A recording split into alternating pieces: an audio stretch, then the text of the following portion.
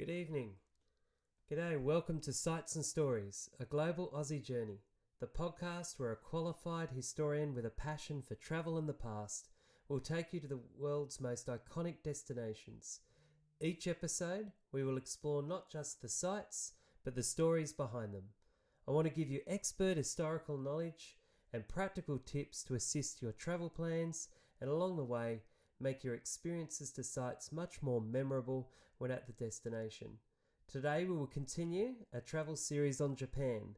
Let's take a look at arguably one of the most lively parts of Tokyo, which has some hidden historical gems to visit, Shinjuku. During the podcast, there will be plenty of opportunities to ask questions, so just put them in the chat. It's good to see a couple of people already on there, but just put them in the chat and I'll stop along the way and answer the questions. I'll also dedicate the last 5 or 10 minutes to the podcast to any questions that you may have regarding the sites or any general questions about going to Tokyo. So sit back and enjoy. Let's dive into some history of Shinjuku to begin with. So the first site most people will experience when they go to Shinjuku is Shinjuku Station. It is so huge with over 200 exits and entrances and a total of 52 train platforms. It sees over 3 million people a day, making it the busiest railway station in the entire world. So it's not for the faint-hearted. It's definitely a train station that not too many people would have experienced unless they've been anywhere near Tokyo before. I definitely wouldn't suggest travelling to it to explore Shinjuku for the first time unless you want to experience the crowds of people. It's probably best to leave it to the middle of your trip when one has developed a bit of ease about moving around platforms around Tokyo. Apparently even locals can get lost. If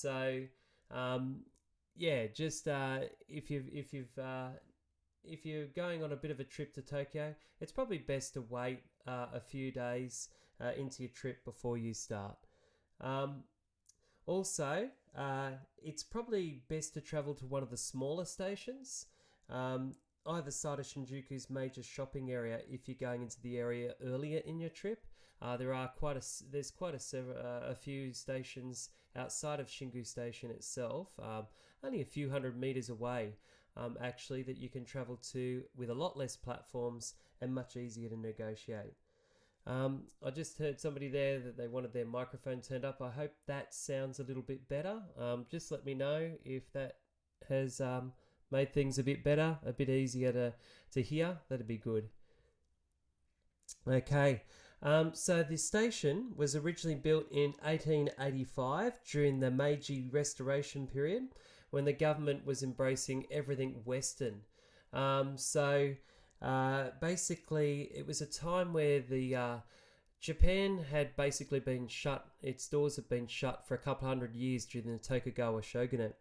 And in the 1850s, things changed when the Americans decided to try and literally force a trade treaty with the Japanese. And basically, we had a change of government. The Tokugawa shogunate ended, and the Meiji government began. And under the emperor, they decided to embrace everything Western to try and ensure that Japan would basically modernize and be able to remain independent within Asia.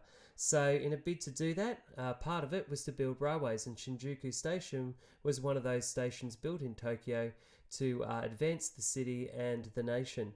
And like I said, it's now developed into the busiest train station in the entire world with over 50 platforms. So it's definitely one of the sites to experience when you're in Shinjuku. Despite a station and agricultural produce in the area, Shinjuku didn't really take off straight away in the 1880s as a major centre of Tokyo. It wasn't until around about 1923 when things really started to go well for the area. Not so well though for the rest of Tokyo, because Tokyo experienced a massive earthquake in 1923 which rocked the city and destroyed large parts of it, but Shinjuku escaped.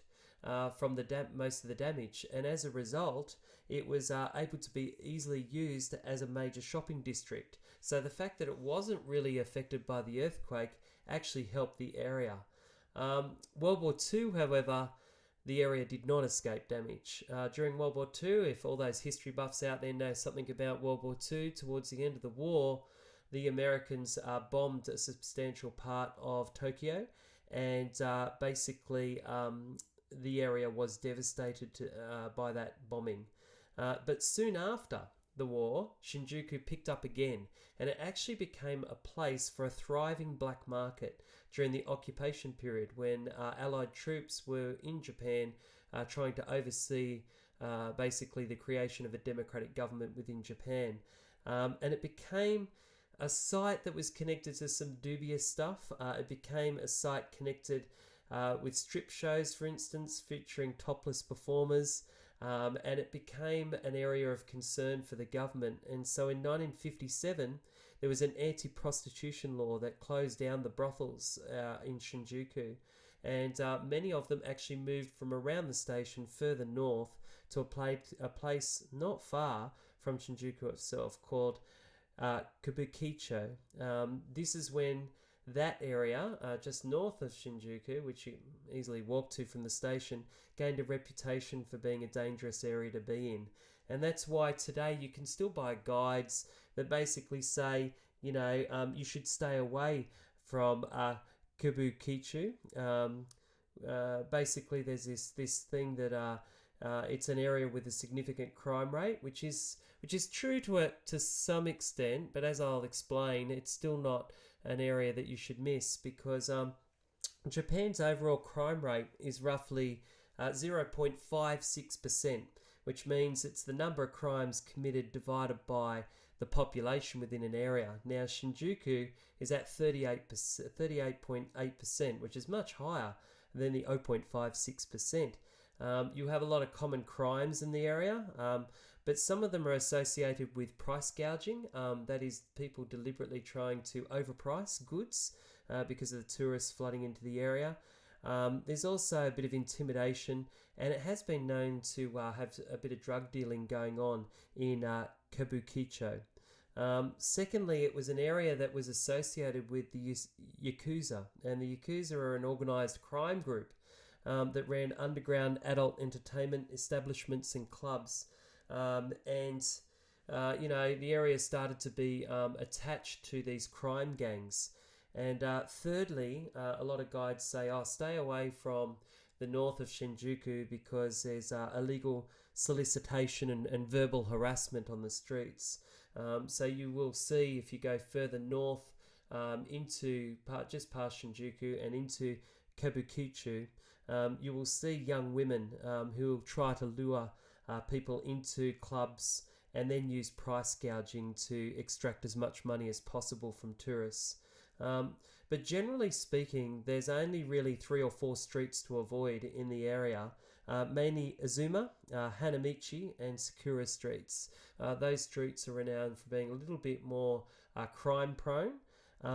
So it's important basically to make sure you're just not walking alone in the area and to never follow strangers who approach you on the street. But with that being said, there are still 3 excellent night spots for tourists to enjoy Shinjuku, and you should not be put off with the area because it's not, the main areas of Shinjuku are exceptionally safe with no problems at all. There are lots of places to enjoy: restaurants, clubs, bars, karaoke venues, and they run well into the night. So it's one of the biggest entertainment hubs of Tokyo. So there's a couple of questions there, and I can see why somebody would be asking this. Is it a place to take kids, or is this more of an adults-only location? It's definitely a place that you can still take kids. The main stretches that I'm about to talk about, the spots that I'm about to talk about, kids will thoroughly enjoy, and they're incredibly safe. With no problems, nothing to really worry about. So it's definitely a place you can take the kids. In fact, they'll love Shinjuku. Particularly if you've got older kids who are, say, teenagers, they would absolutely love they get a bit of a buzz from the nightlife, all the lights and everything that's going on. There are some parts. There's another question there. Is it more an adults only location? There are some parts that are basically where a lot of alcohol and restaurants are, and those places probably aren't for kids. They're more for adults, because in Japan you need to be 20 years of age to be able to consume alcohol. So it's really no point taking children in those areas. You can earlier in the day, but I don't think you take them late at night to a couple of areas, and I'll talk about them later on. Um, Somebody's asked there, can you eat the signs? Uh, there's lots of signs, that's for sure. If you have a look at the PowerPoint that I've constructed in regards to this podcast that you can have a look at, you'll see that there's signs all the way down the street. Everywhere you look, there's signs. And some of them do have food and drinks on them to try and entice people into those establishments and get people to eat there. Can't eat the signs, but you can definitely eat what's inside. So yeah, we'll talk about that a little bit later as well, about some of the restaurants and stuff that you can go to. So like I said, there's three excellent nightlife spots that I think you should definitely consider when going to Shinjuku in Tokyo. One place which I just spent some time talking about is in Kabukicho. And it's probably one of the most visited places in Shinjuku, and that's the giant Godzilla head sculpture on top of the 8-story Shinjuku Toho building. It overlooks the bustling Kabukicho area. It's a very safe place of Kabukicho. There's nothing to worry about. It hosts hundreds and hundreds, thousands of international tourists every night. And during the day, and it's well patrolled, and there's really no risks at all in walking down that street to see the giant Godzilla head. Every hour, Godzilla sculpture gives off a sound and lighting effects as smoke is emitted from its mouth and its eyes light up to a loud roar. The kids will love seeing it. They'll get really excited. When you first walk down the street, it really is eye-catching. So definitely check out the giant Godzilla. It was actually erected in 2015, and it's based on the 1992 film Godzilla vs. Mothra. It's 12 meters high on top of the building, and it sits 40 meters in the air overlooking the site.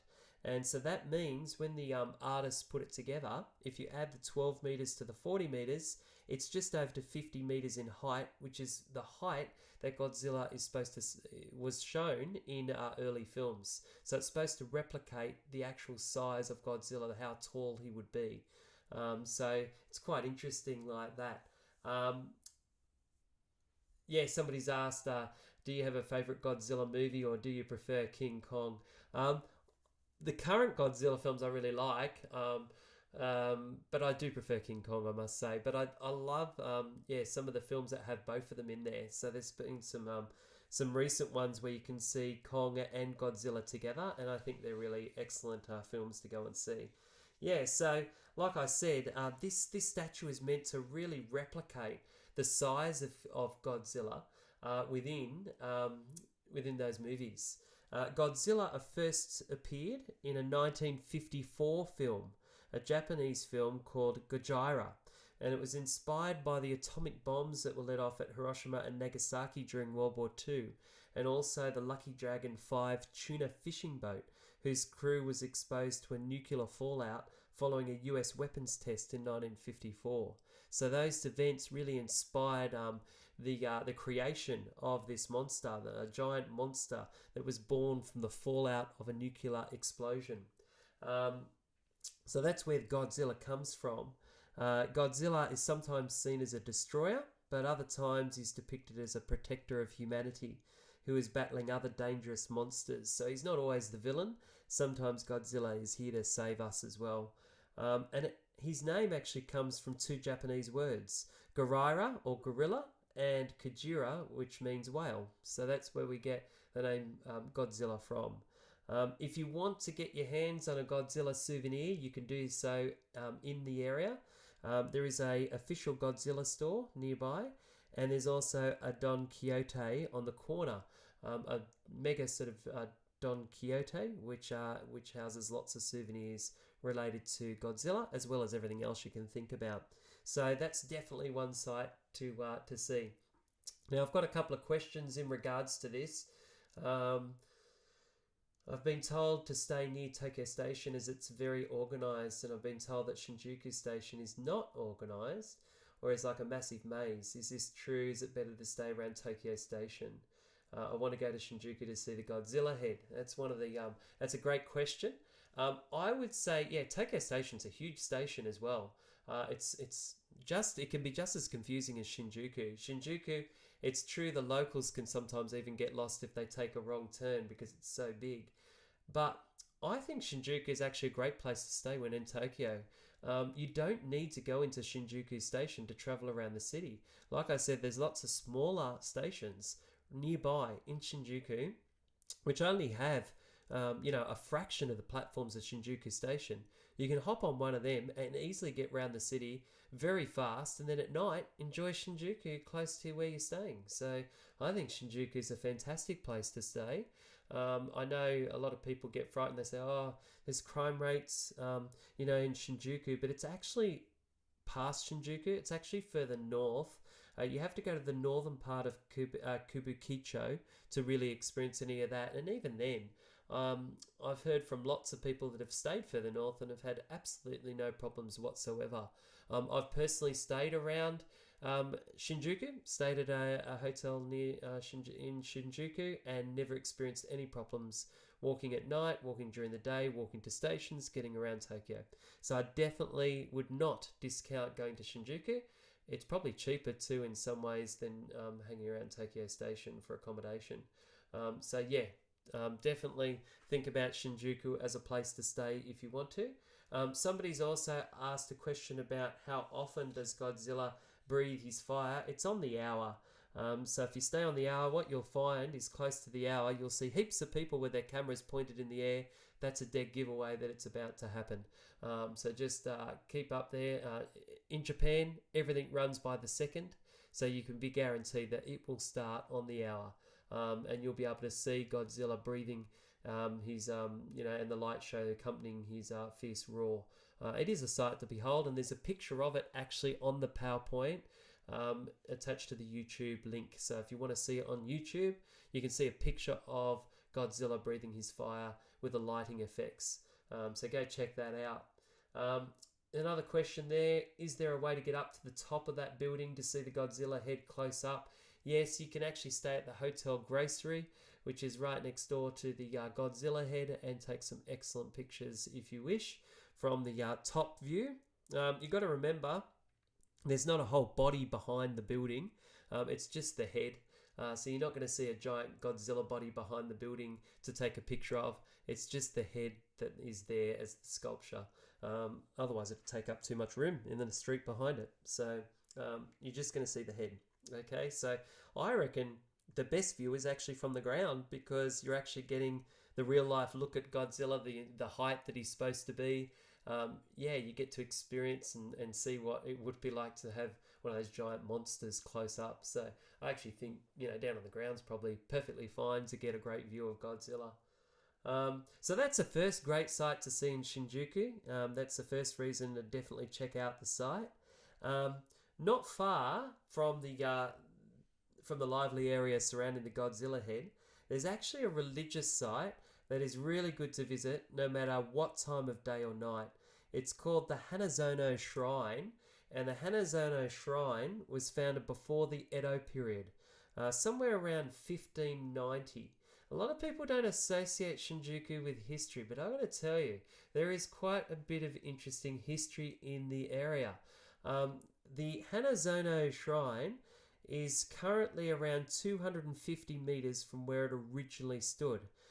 During the Edo period, there was a vassal that is a feudal lord, a daimyo, that was under the control of the shogun. His name was Lord Asakura.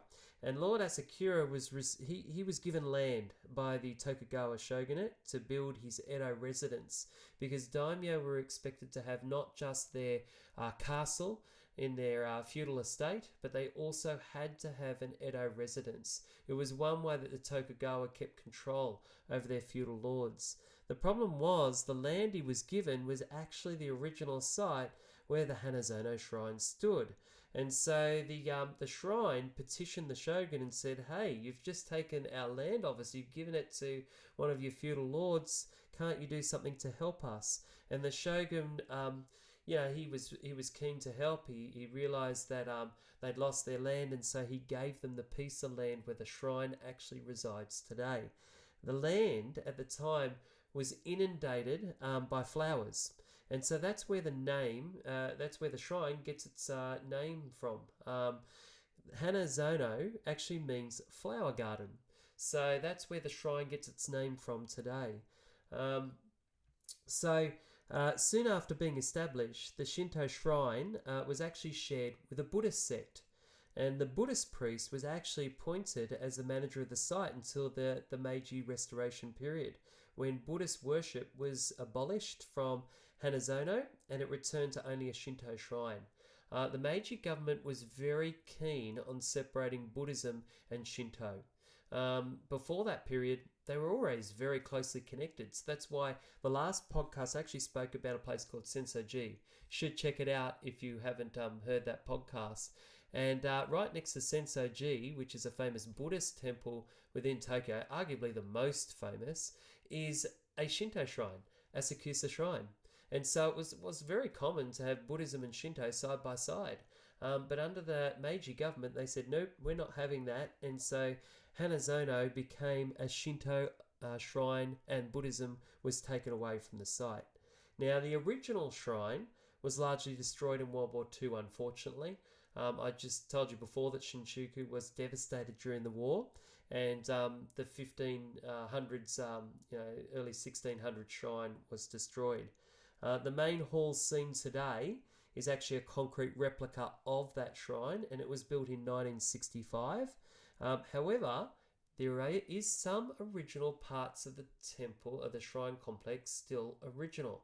And not many people realise this, but the Komi Inu, or the lion protective statues at the front of the shrine complex are actually originals. They actually come from the Edo period. So if you want to see some, really old history, it's there, right at the front. Just as you walk through the shrine, you will find these protective statues, lions on either side of the Torii Gate. Make sure you check them out because they are originals. And I've got photos of those along with the Honden, or the main shrine hall, on the YouTube link. So check that out. So during the 1960s and 70s, the actual area of Shinjuku changed into what was known as a center of Japanese counterculture. It was really where there were large-scale student demonstrations. The 60s and 70s around the world were quite a changing decades. You had the hippie movement in the United States, anti-war movement, US civil rights going on, and civil rights issues in places like Australia as well. And in Japan, there were also student demonstrations. And so Shinjuku became the site of rebellious Japanese musicians and movie makers. And the shrine actually became home to those people, to those creative artists. They actually loved hanging around there. And they actually got to stage performances. And from the site actually allowed them to hold these performances. And occasionally, out there performances are still held on the site grounds today. So it is a site for out there theatre production. So if you want to check out Hanazono just to see a little bit of difference from the norm, it's a good place to go. Today, it's dedicated to Inari Akami, the deity associated with trade and worldly success. So people generally go to the shrine to get that worldly success off the kami, or the deities, the gods and goddesses of Shinto. There's also another reason to visit this shrine. Now, you've probably all heard about the famous photos you can take at Fushimi Inari at Kyoto. The famous red Torii gates, one after the other. You've got like hundreds of them, and you can get these nice photos underneath the Torii Gates. It's like an iconic photo that tourists tend to want to take when they're in Japan. Well, if you want to get a smaller photo, a bit of a smaller scale, but still with plenty of Torii Gates, go to the Hanazono Shrine. I guarantee you won't have to line up.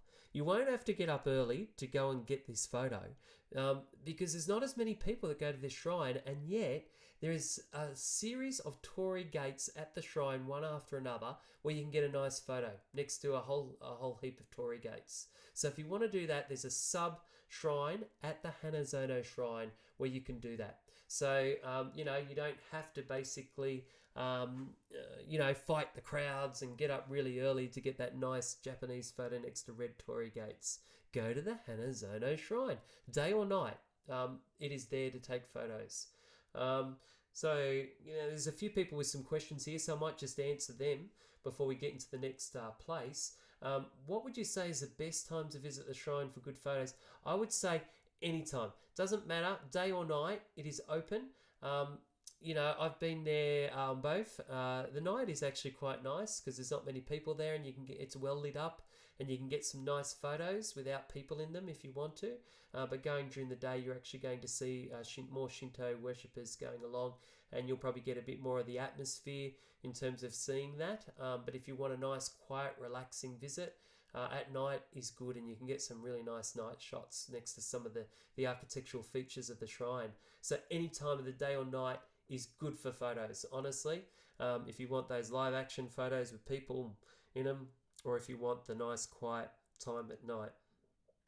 Either way, up to you, I guess, but you'll get nice photos either way. Is there a way to get into the shrine without going up all those steps? So somebody's having a look at the PowerPoint picture, which has steps leading up to the Honden, or the main shrine. Most of the Hondens that you will see will have stairs leading up to them. I guess it's a way to connect to the gods, to the kami. But apart from that, the rest of the site is absolutely flat. So you can walk in the rest of the precinct if you've got mobility issues. You can walk through the rest of the site, including the Torii Gates that I mentioned before, and the lion protective statues, perfectly flat. You won't have any problem walking into the site with that. But if you want to go and see what's in the Honden or the main shrine, you will have to walk up those steps to get into them. There's about just over 10 steps we're talking about. It's not a huge amount of steps, but for somebody with mobility issues, that could be something that would be important to know. Definitely check out the Hanazono Shrine. It is a site that not many people think of when they visit Shinjuku, but you're missing out on something really great, so make sure you go there. The third place is Kubukicho, which I mentioned before, the main street. So yes, you can go see the Godzilla head, but there's one other place I want you to go check out. There is a main street that's got cinemas, it's got karaoke bars, it's got restaurants. I mean, you're going to see nightlife at its best. I mean, there's lots of lights, there's lots of distractions, it's going to be awesome. But one place to go and check out is the Cross Shinjuku building. And the reason you want to check this out is because up above it, on the top level, there is actually a giant 3D cat that pops out of the building, basically. And this cat, he performs every 15 minutes from 7 o'clock in the morning all the way to 1 o'clock the following morning. So, the cat has a pretty long stint. And basically, there's 4 episodes that run during the day. And it depends, you can sit there for a whole hour and see all 4 episodes if you want to. Or, you'll see different ones. Sometimes he's got station master's hats on. Other times he just speaks into a microphone. But you will see this cat performing every 15 minutes. The best way to see him is to walk across the pedestrian crossing towards Shinjuku Station, and you should be able to then look up and have a great view of the cat. And you'll be able to know, there's plenty of space. Don't worry about crowds. There will be crowds looking at it. There's crowds looking all day, from morning through to night. Morning, a bit less people. But at night, definitely, there's going to be hundreds of people there. But because it's so big, you don't have to worry about getting photos or, seeing the action because it's so high up. And and there's lots of room for people to stand around. So definitely check out the 3D CAT. 3D images are definitely something that Tokyo is becoming renowned for, and there's a few sites actually around Tokyo to see 3D images. I'll be talking about another one pretty soon. So yeah, there's 3 places for you already: the Godzilla Hat, Hanazono Shrine, and the 3D CAT on the Cross Shinjuku building. There's 3 places to visit while you're in Shinjuku. There's another question there about the Hanazono Shrine, I think. Who made the architecture of the shrines? The architecture is actually inspired by the Edo period, the Tokugawa period, and Shinto shrines follow the same architectural design throughout the centuries from even before that, like way before it, but it is Edo inspired from that period. So from the 1600s upwards. Anyway, let's go back. Let's go to another place in Shinjuku that I think you should check out, and this one should be on everybody's list. Okay, and this is the Tokyo Metropolitan Government Building. Okay, it has a free observatory. Yes, free observatory, open from 9:30 a.m. to 10 p.m. every day. So you can go to other observatories, and I've spoken about a couple of them on previous podcasts. Okay, you can go to basically the Shibuya Sky. You can go to the Tokyo Tower. You can go to Tokyo Skytree. All fabulous observatories, but they're going to cost you. Okay, but this place is not going to cost you a cent. Not a cent. So if you're on a budget when you're going to Tokyo, you need to go to this observatory. Okay. The building was constructed in 1990, and it was the tallest building in Tokyo until 2007. The building itself is 243 meters high, and the observatories on the north and south buildings are at a height of around about 202 meters. So that's how high up you're going to go when you go inside one of these observatories. Now, from inside the observatory, you can see all of Tokyo's major sites. You can see the Tokyo Tower, you can see the Tokyo Skytree, you can see the Meiji Shrine, you can see the Tokyo Dome, and if it's a really clear day, you will be able to see Mount Fuji. Yes, Mount Fuji. You'll be able to see it from this location. And while you're there, it has a cafe, it has a souvenir shop, so it's a pretty, good place to hang out too, not just catch the views, but also, to relax and enjoy a coffee or a nice beverage or some food while you're there. And as well as being free, there is another reason to check out this building, because while you're there, the Tokyo government has actually got a whole series of excellent guides that are up there who give free English tours of the major sites. Yep, again, free. So you will have free English-speaking guides up at the tower who will basically be able to show you all the spots in Tokyo. They'll point out every building that most people want to see, and parks and shrines and all the rest of it, and they'll give you the history of that site, and they'll tell you about who built the building, what makes it remarkable. You will be able to gain a really good appreciation of of Tokyo, and again, it's free. And another thing, which somebody has just put a question on, because they're obviously following along with the PowerPoint on YouTube, there is in the south observation deck a very uniquely coloured piano, and it's actually called the Memory Piano, and it was designed by the renowned Japanese artist Yayoi Kusama, and basically it's a yellow, bright yellow with kind of a very modern design of black dots across it. I'm not doing it justice, honestly. You've got to have a look at the YouTube link to see it. This piano is extraordinary. And the great thing is, not only can you get photos with it, but you can actually line up to play it. There is a time limit. You've got 5 minutes per person to play on the piano. But if you want to have a go, if you're a piano player, you can play while you're up on the Tokyo Observatory. You can have a go at playing the instrument. And it is a grand piano, and you'll be able to enjoy yourself while you're there. By the way, if you go to the Tokyo Metropolitan Government Building at night, there's an added bonus. Not only will you see, all the lights of Tokyo and, that'd be awesome to see. But also, there's daily projection shows that are held every 30 minutes on the towers, except during bad weather. And they can be viewed from many places around the building. The displays can feature Godzilla. They sometimes display Pac-Man, which is awesome. You can see the Pac-Man going up the building kind of thing.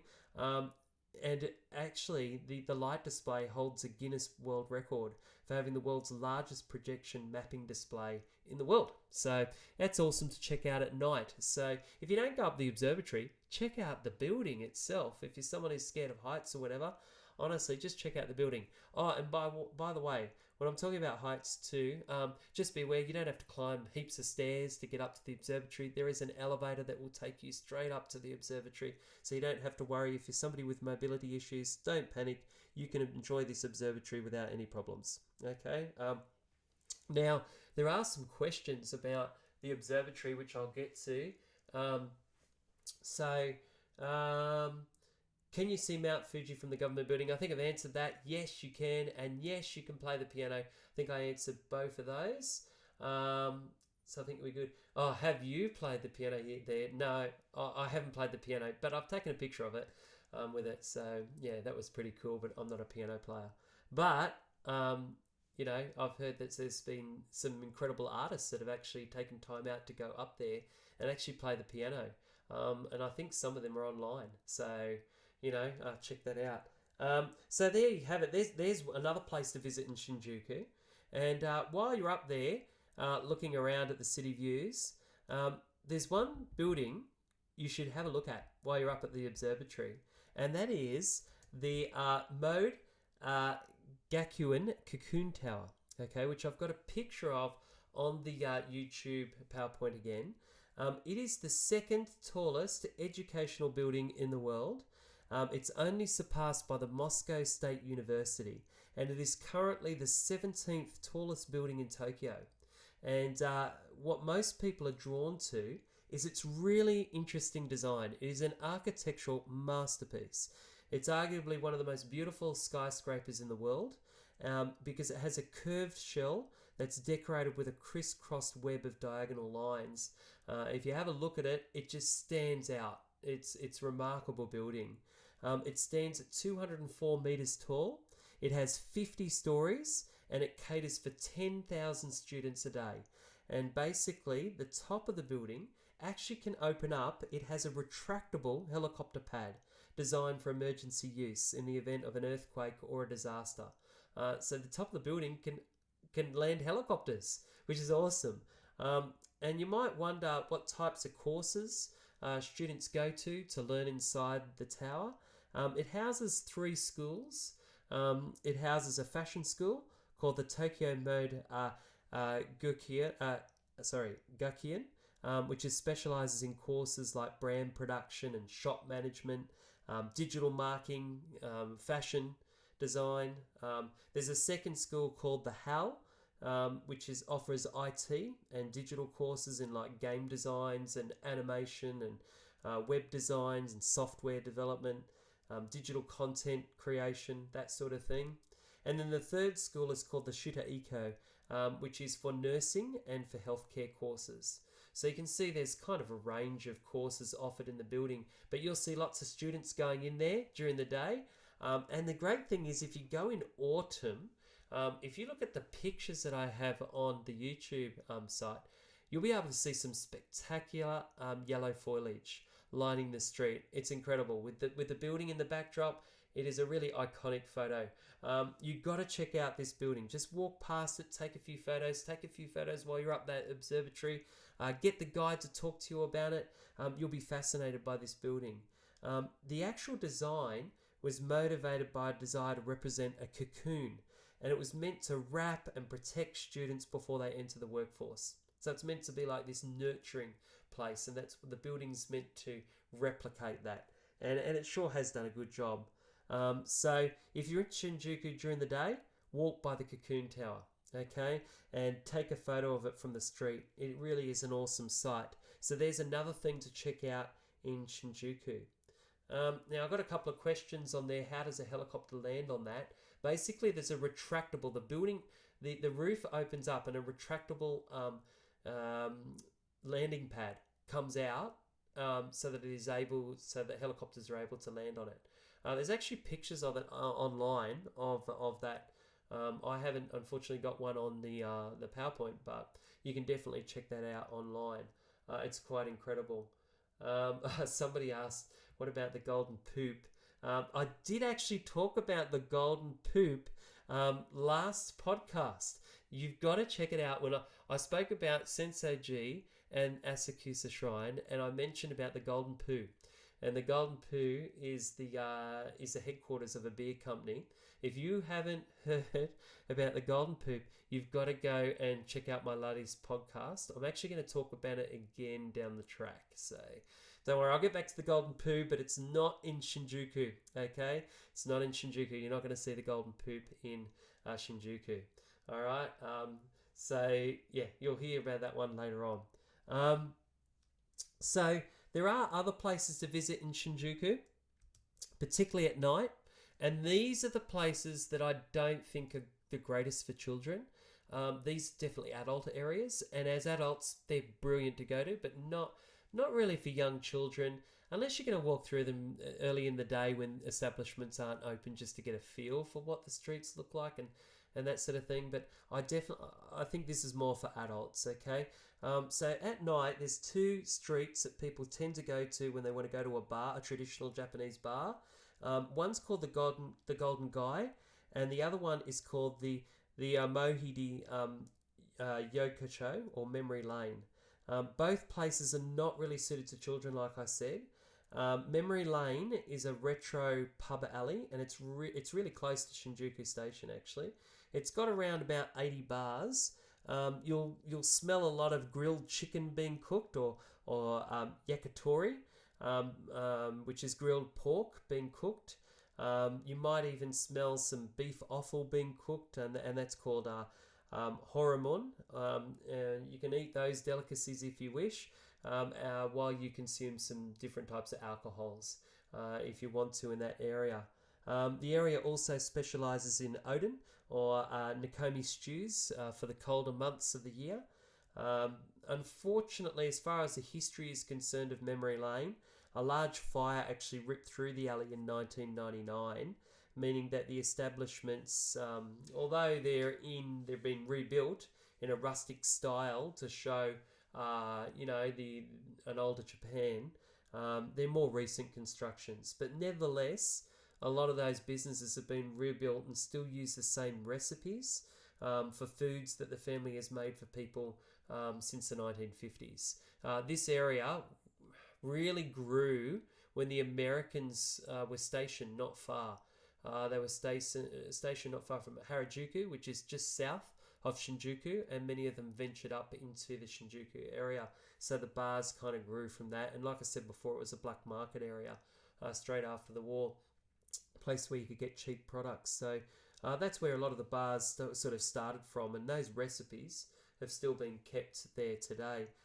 The other one is Shinjuku's Golden Guy, and it's near the Hanazono Shrine. It's actually like a stone's throw away. So if you want to, if you're an adult and you've checked out the Godzilla head and you've checked out the 3D cat and you've gone to the Tokyo Metropolitan building and you've seen the observatory and then you're going to go across to the Hanazono Shrine, before you get there, you might be able to make your way through the Golden Guy. You could walk through it, like I said, well, it's because it's only a short walk away from the Godzilla head. It still retains the narrow alleyway full of bars from about 50 to 60 years ago. So from, post-World War II era, it's still very much the same as that era. They've kept it that way. It contains about 200 tiny pubs and eateries. And traditionally, this was the area where those radical writers and performers and musicians hung out, because it was right next to the Hanazono Shrine. So this is where they lived and where they hung out at night. So the Golden Guy has got a rich history of having counter culture kind of within it. All right, so if you want to check out that's another site at night that you can hang around. There's a couple of questions there. Is it mainly bars, or are there a lot of restaurants there? and other restaurants are adults only. Look, there's nothing to stop children from going in the area. There's food. You can eat and drink there. Okay, so you can get a complete meal while you're in the alleys. There's nothing stopping that at all. And they're very happy to have tourists. It's a great place for tourists to go to. But, with children, you might not be comfortable having a whole lot of people drinking alcohol around your child, and it might not be a good thing for them to see. So, not that there's usually trouble there or anything like that, but, people are they're very respectful of each other in both of those areas. It's not like you're going to see fights or anything like that happen. But it's just maybe not an area that people would be comfortable taking their children to. But you can definitely get something to eat there. There's another question there. I heard tourists can't go in some areas that they used to a year or two ago. Is that true for these alleyways? I think what you're talking about there, we're going to actually visit another part of Japan a bit later on called Kyoto. And Kyoto is very traditional Japan. And some of those areas, particularly connected to geisha, which we'll talk about later on, have been inundated by tourists. And unfortunately, some of the tourists have not treated the sites particularly well, which is one of the things I'm going to talk about later on. And for that reason, because Kyoto has been inundated by tourists, they've basically shut down some of the streets to try and prevent tourists from walking down them. But that's not the case in Tokyo. Shinjuku is totally open. You will not have restrictions to any of the sites that I've mentioned. So these alleyways are open for tourists to go down and to take pictures and enjoy themselves. But can I just remind people, when you are in Japan, don't take photos of people generally, because there are privacy laws in Japan and you should not take pictures of people without their permission. So try to always look and take photos away from people. That'd be the best thing to do, because some Japanese people might get upset with their photo being taken. So that's something to always think about. So I've basically covered a lot of areas, a lot of reasons why you should visit Shinjuku during this podcast. We've gone through a lot of them. So now's a time where I can answer any more questions before I kind of review everything that we've talked about. I'm wondering if anyone's got questions out there that they would like to ask they haven't had a chance to do. Please do that now, and I can go through them. A common question I get in regards to this area is, how long would you spend in Shinjuku? Well, it depends, what type of tourist you are. Are you there to shop? Because if you're there to shop, there's lots of shopping in Shinjuku as well.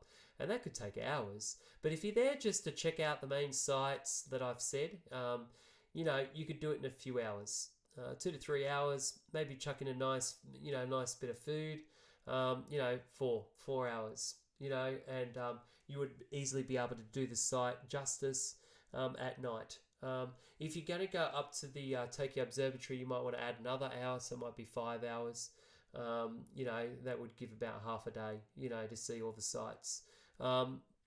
It's definitely a site you should take your time with, because it is a major site of the city. Like, when people think of Tokyo, they think of Shibuya, right? That's one of the areas, and I've covered that in a previous podcast.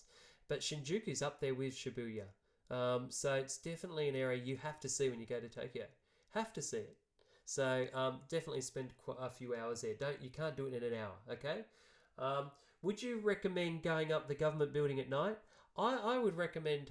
I've been there during the day, and it's fantastic because you can see everything in perspective, and you get to see all the buildings, and you get that chance to see Mount Fuji. At night, you get to see all the lights, the beautiful lights of the city. So it's a totally different perspective.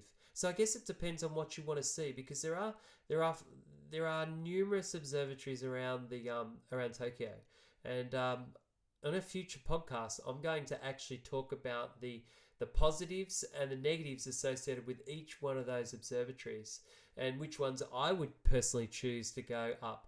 I would definitely go to the Tokyo Metropolitan Building, and it doesn't really matter when you go. It just depends on whether you want to see the lights or whether you want to see a overview of the city. the free tour guides and the fact that it's free to go up, oh, it's incredible. If you're new to the city, go to that building because if you go there in the first couple of days, you get a really great sense of the geography and you get to see the layout of the city and it's explained to you. And that way, it makes more sense when you're traveling across the city to different suburbs. I think, by day might be good to begin with. If you're first time visitor, might be good to go there at day. If you're in the area at night, it's definitely worth going to have a look at the lights and then have a look at the animation that's on the building outside of it. Because, just like the 3D cat, it's worth checking out. So, definitely day or night, doesn't matter. But I think if you're new to Tokyo, might be good to go during the morning or during the day because you'll get a good perspective of the size of the city and where things are. Another question there, is there a particular season we should go? Any season in Japan is good. I mean, I love going to Japan anytime, but the middle of the year is not the greatest. And the middle of the year is not the greatest because it's incredibly hot. It is uncomfortable. It is sticky. It is not the greatest time of the year to go. So the middle of the year, right about now, not the greatest time to go to Japan. If you want to go, people tend to go kind of in the springtime. It's around March, April sort of time period where they get to see the blossoms. A lot of people like to see the cherry blossoms. It's that iconic photo of the flowers kind of floating in the wind kind of thing. The other brilliant time to go, I think, is in autumn when you actually see the colours of the trees. And like I said, check out that photo of the cocoon tower. It's a great photo, I think, anyway, of the tower with the actual yellow foliage next to it. It's an incredible photo, and you get to see those trees everywhere. And I think it's beautiful, really beautiful, and it's not too cold yet. It's getting cold, but it's not too cold. So I think they're the best times of the year to go to the sites. Another one that I get asked is, can you visit Shinjuku on a budget? Absolutely. I've told you the observatory is free. Hanazano Shrine, free. Godzilla Head, free. Seeing the 3D cat, free. So most of the things I've talked about are absolutely free to go to. So they're fantastic just to, go and check out and on a budget. And you can also get very cheap takeaway kind of foods there. Yes, they've got the konbinis, your 7-Elevens, your Lawson's, Family Mart kind of thing. That's around. But you've also got like restaurants like McDonald's and KFC and, so if you want to get like a cheap meal for the kids and yourself and then just take in the sights, you can do that. And it's great on a great budget. You don't have to go to really high-end restaurants in this area. You can, but you don't have to. And in fact, there's lots of budget-friendly places to eat. And they're everywhere, literally everywhere. Every few steps, you're going to see somewhere else you can eat, okay, in this area, in the main streets of Shinjuku. So plenty of choice. Definitely do it on a budget. So it's a great place there to see. Is there any Pokemon cafes nearby? Ooh, I don't think there is, but I'd have to check that out. I know there's there's Pokemon centers elsewhere. I'd have to check that one out.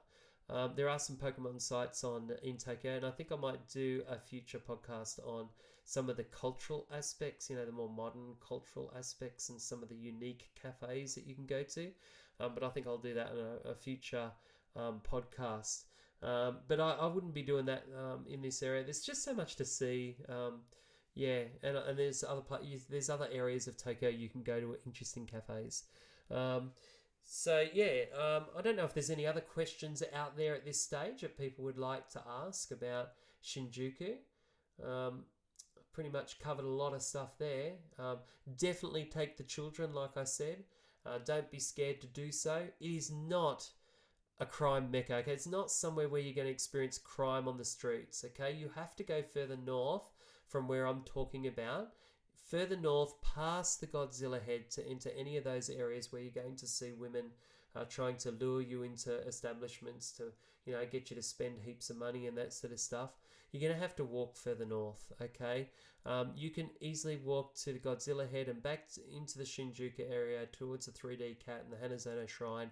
You are not going to experience any crime in those areas. It's perfectly safe. So don't worry about the guides and all the talk about, it being crime ridden. It's absolutely not. Take your kids there. They are going to be blown away by the giant Godzilla. They're going to be absolutely excited to see the 3D cat. It's so cute. You've got to go see it. And, get them to experience a little bit of Shinto religion as well, see a bit of culture, Japanese traditional culture, and go up on that tall building. Some kids absolutely love to see the city and love to see how big it is. It gives them an idea of this. I mean, it's the biggest city in the world. Come on, teach your kids about that, and they'll learn heaps from the guide up there as well. So this is definitely a place to send your kids. So I hope you've really enjoyed this episode. And I hope I've given you some fantastic insights into the area while you're in Shinjuku, from seeing a giant Godzilla to experiencing spectacular views of Tokyo from a free observatory, to taking in those 3D light shows, checking out a cool Shinto shrine, seeing an architectural masterpiece like the Cocoon Tower, enjoying a nice drink at a traditional Japanese bar. Look, there's just so much to do at Shinjuku. So now that you know more about the area, your visit hopefully should be even more memorable and special. That's what I'm hoping. If you want to see pictures of some of the sites that I've talked about, please check out the YouTube video attached to the podcast. You'll be able to see lots of those images. Don't be scared to also press the follow button. Please press the follow button. It will help you connect to future podcasts that I will have, and it also means that I know I'm doing something right and that people are enjoying what they're doing. It gives me encouragement to keep giving this sort of advice online. So please press the follow button. That would be fantastic to do. If you have any further questions, please post them. I'll answer them, and be sure to catch my next episode. Okay, on another exciting part of Tokyo. I'll take you through a journey of another piece of Tokyo. Next time, I think we'll go to arguably Tokyo's most famous Shinto shrine. I'm not going to tell you what it is. I think some of you might know, but do you know about the history of it? Do you know when you go there, do you want to know what you're actually seeing before you go, so you can go, oh, that's what that is. That's what, that's this piece of history that ties into that. You want to listen to my next podcast on that famous Shinto shrine. So until then, I wish you all well. And for those who are abroad, I wish you safe travels. Catch you later, mate.